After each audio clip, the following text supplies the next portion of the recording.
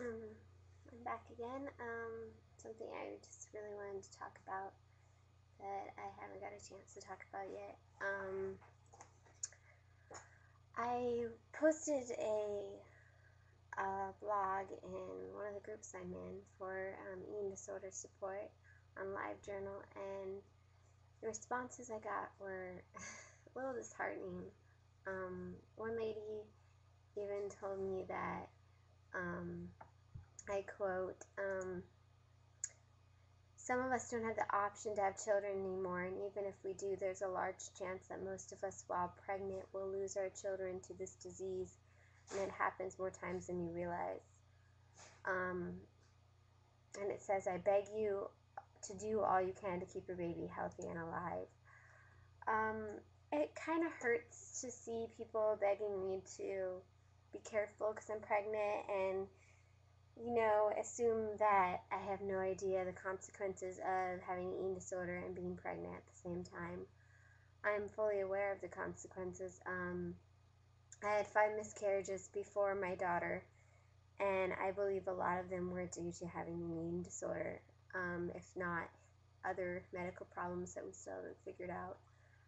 And to be told that, I should be thankful because some people can't have children, well, that's like saying to anybody that, be thankful because you have this and you have that, and it's just it's condescending to think that I'm not thankful that I have a child and that I am pregnant right now, and some people can't because they're eating disorder. I mean, I got to such a low weight, and I've almost died from my eating disorder. I have multiple health problems that are directly related to it, and I think I have a pretty good concept of how an eating disorder can affect you.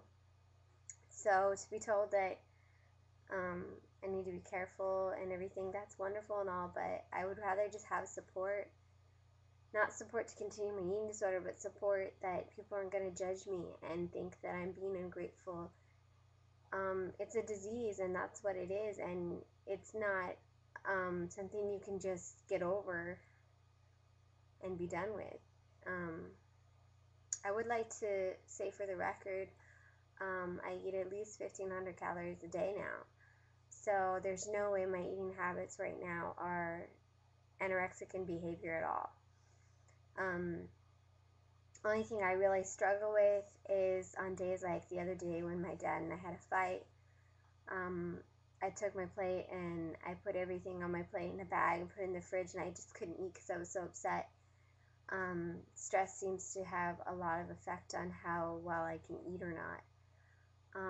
But at the end of the day, I still made myself go back and eat what I'd put in the fridge. So it's not like I'm not trying. It's not like I'm starving myself every day and not thinking about the baby. My whole point of the videos I've been making is to show people that there's people out there who are pregnant and have eating disorder struggles still. And they're not instantly healed and better because they're pregnant. That's my whole agenda, and I really hate it when people don't seem to get my point and try to tell me that I'm really ungrateful. And it almost really hurts because I've gone through a lot, even so far in this pregnancy, given up for this child. So to be told that I'm very ungrateful and not thinking about my child, it's very hurtful because the amount of pressure I put on myself to eat at least 1,500 calories a day to keep the baby healthy, I think is a very strong indicator that I know how grateful I should be for being pregnant and for not losing the baby so far. I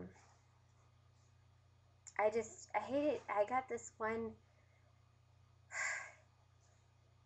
just got this one comment, and it just really bugged me that I should be talking to my doctors about my eating disorder history. To clear that up, my OBGYN and my psychiatrist all know about my eating disorder history, and they all know that I've struggled. And when I first found out I was pregnant, I was still fasting and restricting and taking diet pills and laxatives. And I quit all of those once I saw the 2 double lines on the pregnancy test. It was really early in my pregnancy too. It was maybe 4 or 5 weeks along. So I made all those changes that weren't really that easy very quickly after finding out. But I mean, I can't go back and say, oh, well, I should have known I was pregnant. I should have done those things. I had no clear idea that I was. I had a suspicion, but sometimes my suspicions are wrong, so I wasn't really going to go based on that. But I think I'm trying pretty hard, and if anyone can't see that, then they obviously don't really know me and have no clue the kind of things I've gone through. The past year, I've lost 2 people to eating disorders. One of my close friends died of heart failure due to her anorexia. And I really miss her, and I pray that she is somewhere where she deserves to be, somewhere very beautiful, because she suffered for a very, very long time. And I know it's not the greatest thing to lose her, but it was probably better for her to be gone now and not be suffering anymore. My other friend that I knew and died this year, which I directly linked to her eating disorder, is Polly. I name her because many people probably already knew her from the Thin documentaries. Not many people actually that I've met have actually met her like I have. She greatly affected my life, and when she took her life, I truly believe it was because her eating disorder was just too much to live with. So I know the consequences really well of eating disorders. Back in 2005, after moving away from Palmdale, moving back with my family, I got an email from parents of a close friend of mine, and they told me that she had killed herself. She had bulimia, a very, very hard case of bulimia, I would think, because it was almost like an addiction. There was just no way she could stop it. And when I lost her, I went into this dark depression for at least a couple months. I don't think I ever really got over it, and I don't think I should. Her parents pretended to care about her afterwards, but during that entire period, they pretty much showed that they didn't pay attention to her, give her the attention she deserved as their daughter.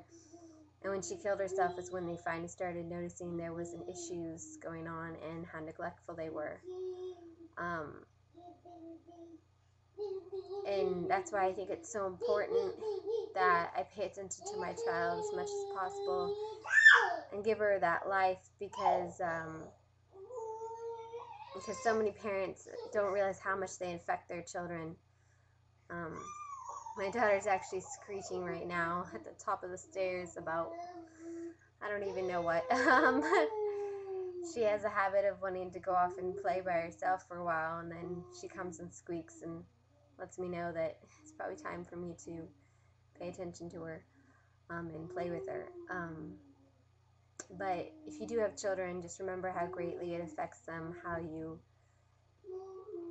behave around them, and acknowledge their existence, because my friend who died killing herself in 2005, I think neglect from her parents played a big role in why she killed herself.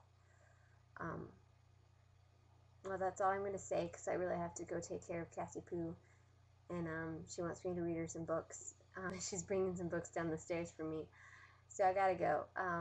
But I hope this cleared some things up for some people. Okay.